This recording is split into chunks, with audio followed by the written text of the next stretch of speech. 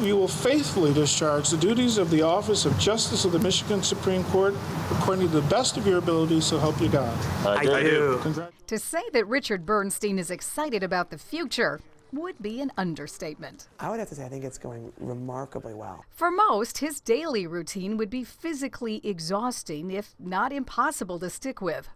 Up every day at 5, work out for an hour, ride in the car for an hour and a half from his home in Birmingham to Lansing, where he now officially works at the Hall of Justice.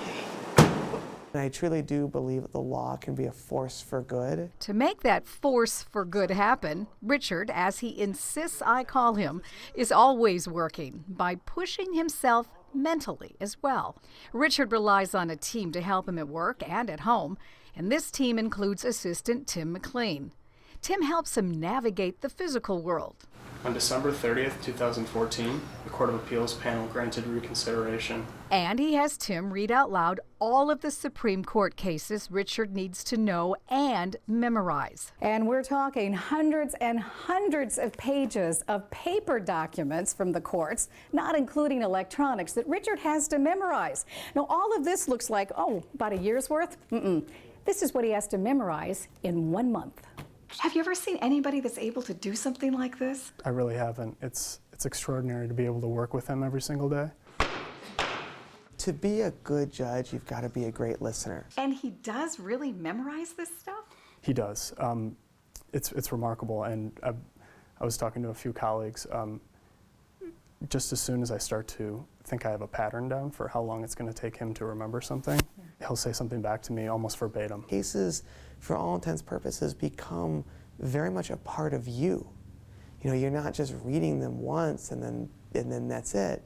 You're reading them and you're internalizing them. Richard has had good practice internalizing cases while at his family's legal firm. The Bernstein advantage. I'm blessed. I have an older brother and a younger sister, and we have just a very close family. Like, it's just we spend a lot of time together. Our family is just a very close-knit family.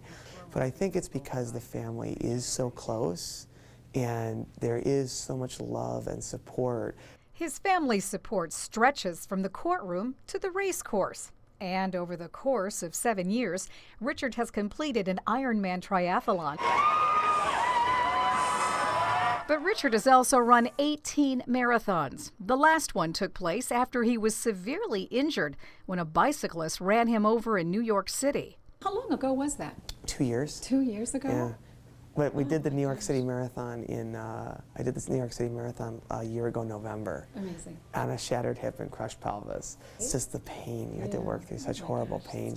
But remarkably, that pain, still with him every day, has not slowed him down for a minute. I look at it from a more spiritual context, which is, I really believe that, we all have a purpose and a reason for why we're created.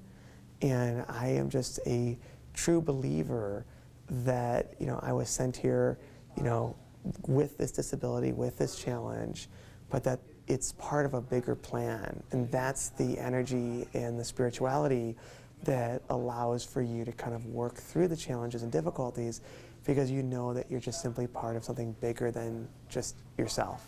And now, after everything he's gone through, it's this place, the Hall of Justice, where he believes he can make a significant difference. I think the most important skill set that any good justice can have is the power of empathy and understanding. It's the ability to put yourself in another person's shoes. It's the ability to understand and have an ability to relate to the struggles and challenges and difficulties that people have to contend with and that people have to face every single day. Richard hopes his new position will also turn the spotlight on what has always been important to him. Given that opportunity, people with disabilities or special needs or folks who are different will really do their job with tremendous energy and passion and spirit and vitality. And in 8 years, when you have served your term, what do you hope that people will say about you? I hope people will say that he was a good justice. And I hope what they're going to say is that he was a fair justice. He was a merciful justice. He was a kind justice. And in the case of Justice Richard Bernstein, justice is also blind. And it appears he's well on his way to show us all what the right attitude can do. He definitely is one of the most positive people I've ever met, and he tries to not only keep that within, but he tries to spread that to each person he meets.